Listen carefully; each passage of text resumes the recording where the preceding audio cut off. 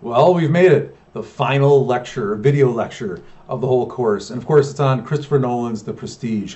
I hope that name, Christopher Nolan, rings a bell. Some of you might be very familiar with him.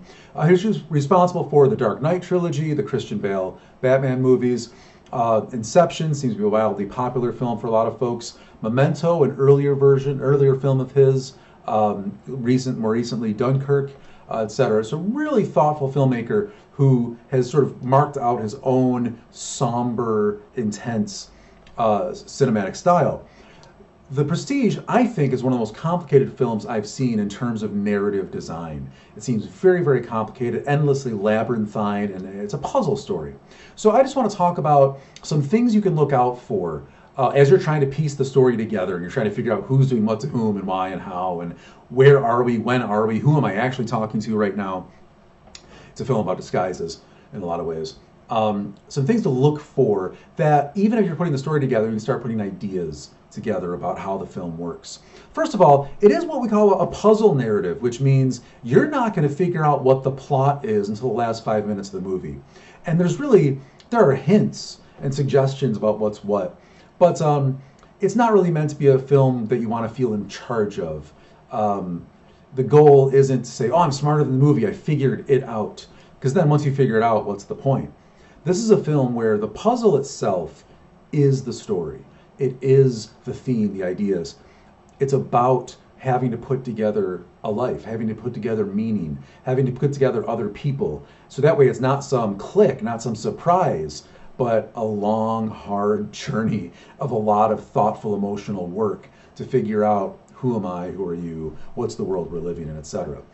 His other films that are more puzzle oriented, Memento is certainly puzzle oriented, Inception, where you're really looking for what's real, what's not, what was really happening. Um, to me, those are kind of weak. They're fun, but they don't resonate intellectually or emotionally or socially the way that perhaps The Prestige does. I think The Prestige seems to nail it. So let's walk through some of the things we need to sort of follow. First is the very notion of a magic trick, the pledge, the turn, the prestige, those three parts that Michael Caine's voiceover sets up for us as we walk into the film. My questions, of course, this week are about film as magic trick and how does this movie specifically and cinema in general deal with a pledge, a turn, and the prestige. We're going to look at our two main male leads here, Bordens and Angiers. And these are two figures, both dealing with disguises throughout the movie. And what happens, the old adage, when you wear a mask long enough, does the mask actually become you?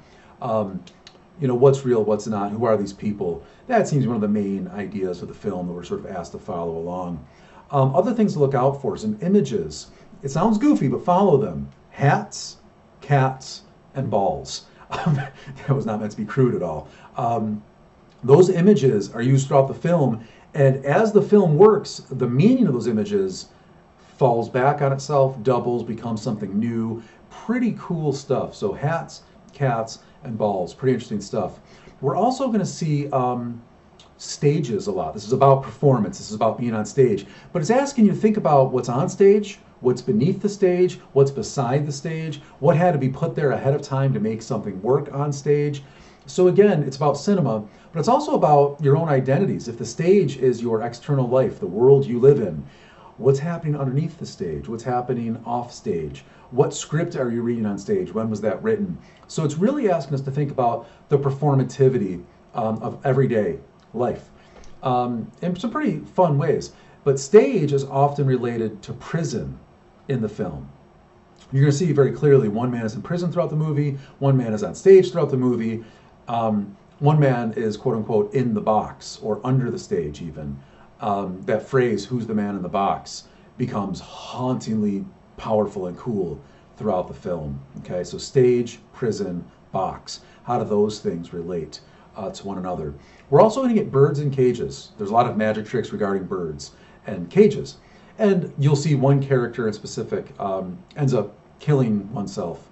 And you'll see that scene, that character is surrounded by birds in cages. So something about her whole identity seems to be wrapped up with, oh, I gave away a little bit. Sorry about that.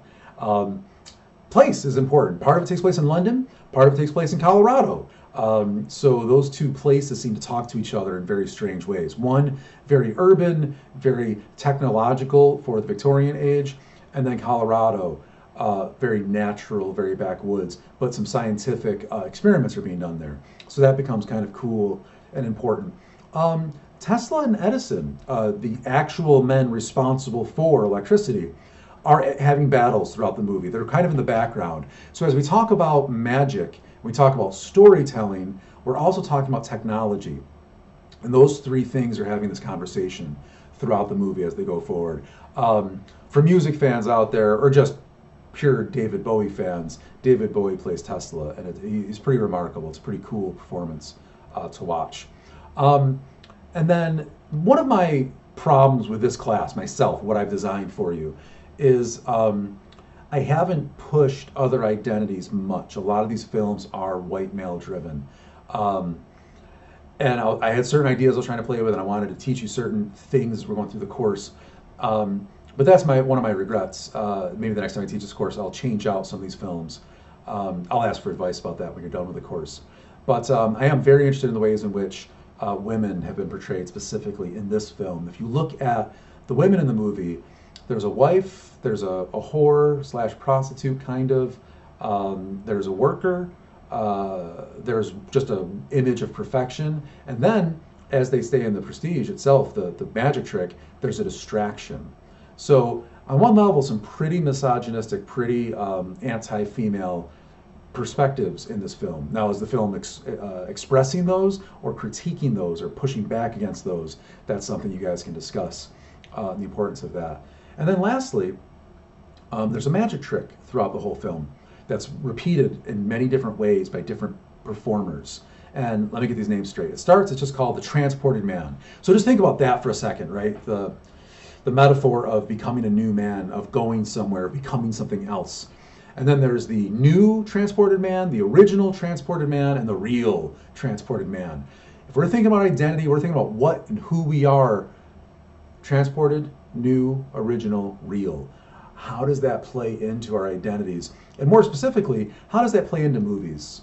You know, if every movie transports you somewhere, what is a real movie? What is the original movie? What is the new version of that movie? So hopefully this sort of play that I'm pushing for regarding the magic trick and a film will make a lot of sense as you're walking through the film. Again, I'm not going to give a post lecture on this one. I want to just jump right into your conversations, and as each group discussion develops, I'll add some ideas and ask, hey, look at this scene, or what about this image, etc.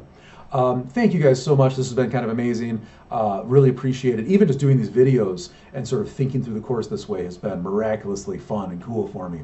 I look forward to seeing your discussions, and please enjoy this final film of the course.